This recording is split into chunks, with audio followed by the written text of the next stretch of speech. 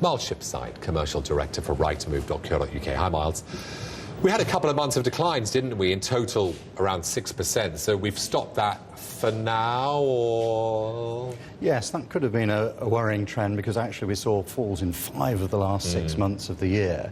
So it's nice to see a degree of stabilisation, to be expected to a degree at this time of year, and actually we think the next 2 or 3 months will also see rises as the moving season comes into full force, and that tends to give sellers a little bit more power. New stock levels, 2-year low. Why so low? Why are sellers so reluctant? Well, this is one of the things underpinning prices, a lack of new supply coming to the market, and therefore, in popular areas in particular, we're now seeing less choice for prospective purchasers, and therefore that gives sellers strength in their arm to ask that slightly It's a bit of a higher two-tier price. property market, though, isn't it? You've got the flats, the terraces, the semi-detached, and then you've got the detached on the other side. Is that likely to remain? Very much so, based upon mortgage lending. The lenders want to lend to people who are safer bets, and therefore they tend to be the buyers of detached properties. So we've actually seen detached properties go up by 1.6%, whereas the terraces, the semis,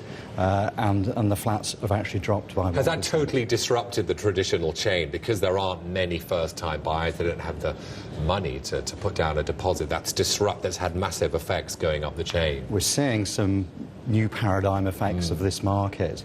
So, for example, 30% less semi-detached properties have come to market in the last month compared to this time last year. So quite a major change there. And obviously those semi-detached sellers would normally look for buyers from terraced properties, but they're struggling to sell to first-time buyers. So you are getting some structural changes in the market that are affecting traditional chains. VAT, impact has that had, if anything, so far? Well, people have been concerned about an interest rate rise disrupting the property market and harming affordability.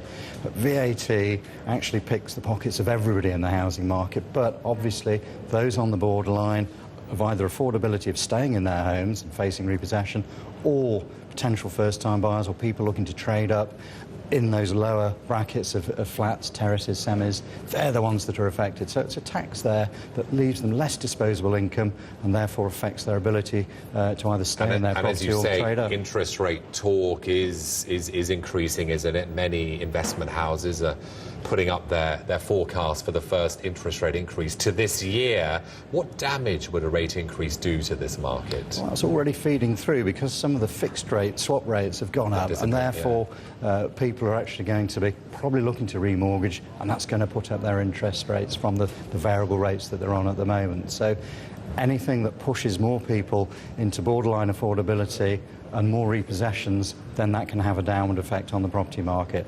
We think the next 2 or 3 months we'll see that excess demand from buyers. We've seen very strong buyer activity on Rightmove, record start to the year for the first 10 days. So people are looking, but they're looking for the bargains, and obviously some of them are perhaps going to be nervous that interest rates may rise at some stage this year. Miles, thanks. Miles Shipside there from Rightmove.